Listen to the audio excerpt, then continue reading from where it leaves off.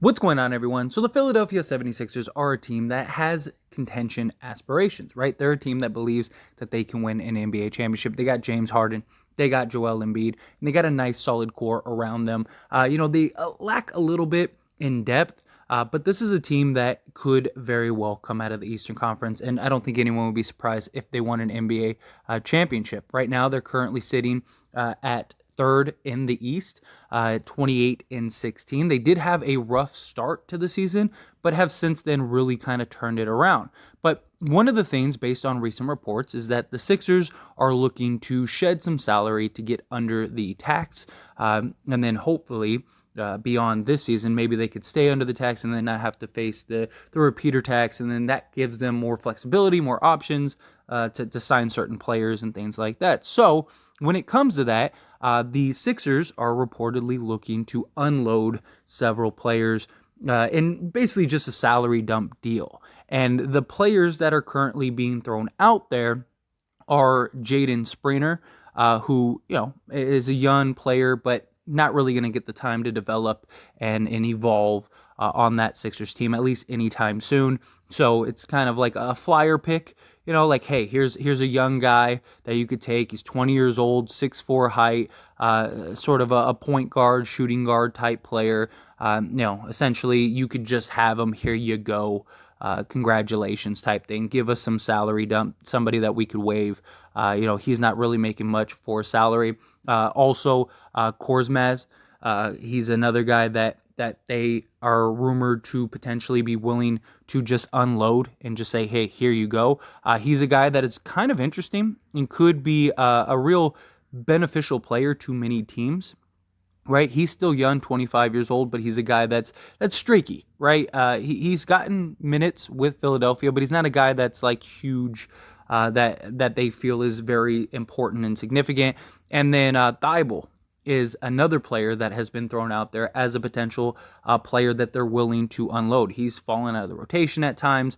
They're a little iffy on him. So it'll be interesting to see what the Sixers do, if they do anything. But the question that I want to pose to all of you is, if you're the Lakers, do you try to work something out to get Thybulle and Korkmaz? Like, is that something that you try to figure out and navigate, especially if they're just trying to unload them?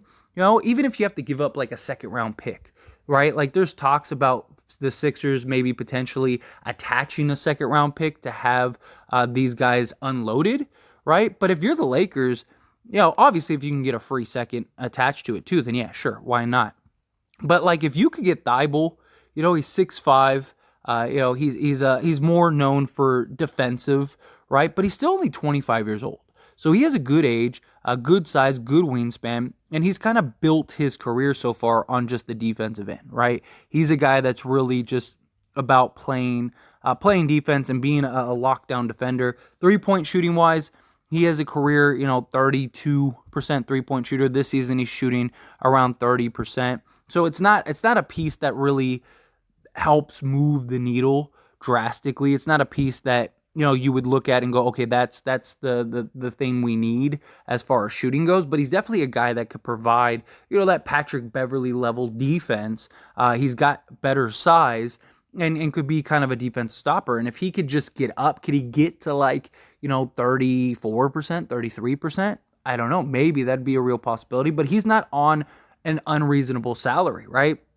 4 years, $12.5 million deal. So he's only making about $3 million a year. So it'd be easy to match his contract. And then Korkmaz, he could be a guy that, again, could come in and really help this Lakers team. 25 years old. He's a guy that is, again, kind of a streaky shooter. He's a guy that's, not really going to stand out heavily. He's about 35% from three for his career. This year he's shooting about 34% from three. So again, they're two guys that aren't really going to jump out the page to you, but they're two very young guys, both at 25, and they're two guys that could be solid, just rotation pieces. And Korkmaz, he's 6'7", so he's got actual wing size, so you could play him on the perimeter, which could help. And these would, again, it would be an extremely low risk, high reward type play. Get two guys that are still young that you could develop for the next several seasons, and kind of just add these young rotation pieces that could potentially help now and the future, right? You get kind of a defensive stopper. You get kind of a 3-point guy that can get hot, and we've seen him just kind of go off, and like once he gets one, he gets another, and then another, and then another. I don't think it's a bad move, right? Like if you could take Kendrick Nunn and Damian Jones, unload those two, and get the two players from the Sixers, I think that's a good deal, right? Like, I mean, what's the risk here, right? I mean, you're taking on long-term salary, but it's like $9 million in salary, if that. So it's an easy swap. It's something that you bring them in, and you're off to the races, right? Like if it doesn't work out, okay, it doesn't work out. Thybulle, you could probably unload rather easily. I don't see that being something that is a tough move. And then even Korkmaz, like he's a guy that he's making just under $5 million a year. So you basically take these two, you can move off of Damian Jones's contract because they need to shed about, I think it's like $5 million, something like that. This would do that. They could keep Kendrick Nunn this season if they wanted to. They could, unload him if they wanted to. Like, you buy out Kendrick Nunn, Damian Jones, they could buy out if they want, or they could keep him and just have him as like a third big on the bench. He's a young guy. That might be a piece. He does have a player option that he may opt into, but that's only $2 million. That would be enough for what you need. And you could kind of unload these guys and just kind of the Lakers kind of just pick up the spare parts and see if they work. If they don't, it's not really a big commitment. It's not a commitment that, especially if it doesn't cost you anything, right? If you get, like, the Sixers just want to unload these guys, why not? Right? That's kind of my thought process, right? Thybulle, again, I really like Thybulle. I think Thybulle is the piece that's the most interesting, just because of his defense. I mean, he gets at it. He's a really good defender. He's got a good size for the position that he plays. He's got a good wingspan, and he's a guy that just gets after it. He's relentless, and he's a defensive specialist. He's a guy that would be nice to help round out this team. And if he could just get to like a reasonable 3-point percentage, I really think that he could be a very valuable piece to this Lakers team.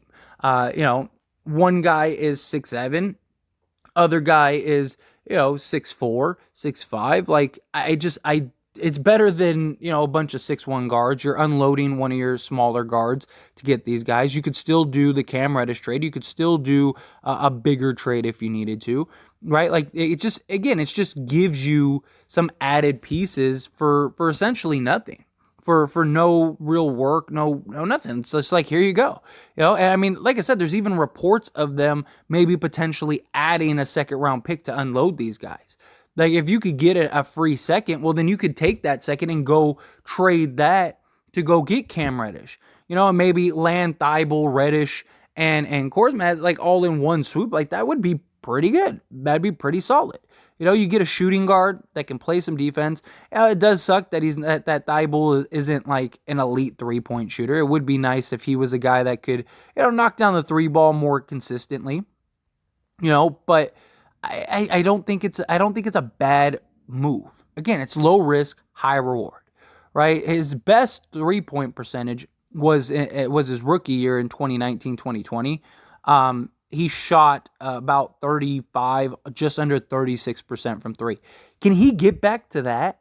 Can he get back to like 36%, 35%? If that's the case, then he could be a huge steal, right? Or even just 34%. If he could play lockdown defense and knock down 34, 35% of his 3-point shots, that would be so huge for the Lakers. Because the biggest problems the Lakers have is size on the perimeter.